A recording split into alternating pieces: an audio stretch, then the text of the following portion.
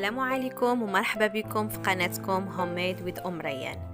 اليوم ان شاء الله غنشارك معكم وصفه اكثر من رائعه ديال ديسير بالحامض او كريم ديسير او سيترون على طريقتي الخاصه. كيجي منعش خاصه مع هاد الحراره، بالاضافه للقوام ديالو المثالي. السر ديالو غتكتشفوه معايا في هاد الفيديو ان شاء الله. ندوزو دابا المقادير وطريقه التحضير.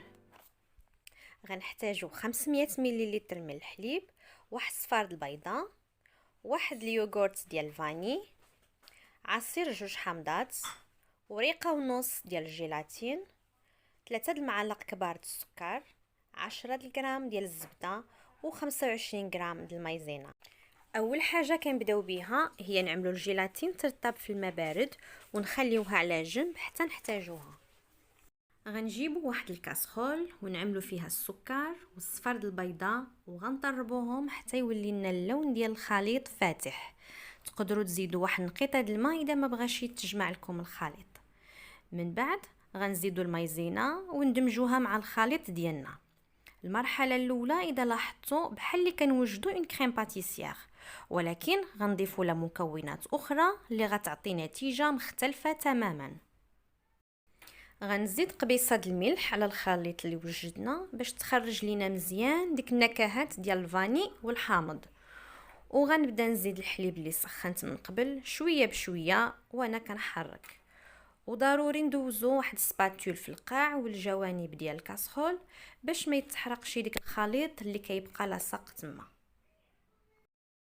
غنعملو الكاسرول دابا على نار متوسطه مع التحريك المستمر حتى نحسو بلي الخليط ديالنا بدا كيتقل. غادي نخليوه ديك الساعه كيطيب على نار هادئه باش ما يتحرقش وما نوقفوش يدنا نهائيا من التحريك. هانتوما كتشوفوا كيفاش ولا الخليط ديالنا، ولكن ما غنطفيوش عليه البوطه دابا. غنستمروا في التحريك حتى طيب المايزينا وما نبقاوش نشموا الريحه ديالها. اذا ما طيبتوش الخليط ديالكم مزيان غادي يجيكم الديسير فيه المذاق مجهد مايزينا وما غيعجبكمش. عليها كنأكد طيبوا الخليط ديالكم مزيان. الخليط ديالنا ها هو كيف ما كنحيدو من فوق البوطه كنزيد عليه الجيلاتين وكنخلط مزيان باش تذوب. ابخي كنزيدو الزبده ونحركو كذلك. غنضيفو كذلك علبه ديال يوغورت الفاني على الخليط ديالنا. المذاق ديال الفاني كيتواتى بزاف مع الحامض. حتى اللي بغات تعمل يوغورت طبيعي ماشي مشكل. واخر مكون اللي كنضيف هو عصير الحامض، تقريبا ثلثين ديال كاس العنبه ما يعادل 100 مليلتر.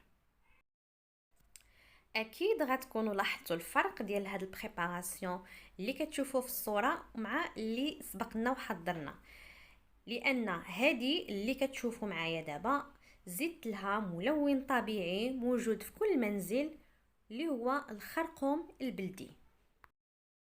غادي ناخد بول ونعمل فيه الخليط ديالي ونخليه على جنب حتى يدفى، وديك الساعه غادي نغطيه بالفيلم اليمونتير وندخلوه للثلاجه باش يبرد مزيان ويشد القوام ديالو. هذا هو القوام ديال الديسير من بعد ما كيخرج من الثلاجه، كيكون شاد راسو وعاقد مزيان. ما بقى لينا غير نعملو البغاساج لا كريم ديسير ديالنا باش نعطيوها ديك الملمس الرطب الناعم، وكذلك باش نخرجوا ديك اللمعه ديالها. وهنا فين كاين السر ديال القوام ديال هاد الديسير. كنعملوا لا كريم وسط الجيب حلواني وكنعمروا بها لي فيغين بهاد الطريقه باش كيجينا التقديم انيق ومتول. قبل ما نقدموهم ضروري نعاودوا ندخلوهم للثلاجه حتى يبردوا مزيان وتعاود تشد لا جيلاتين.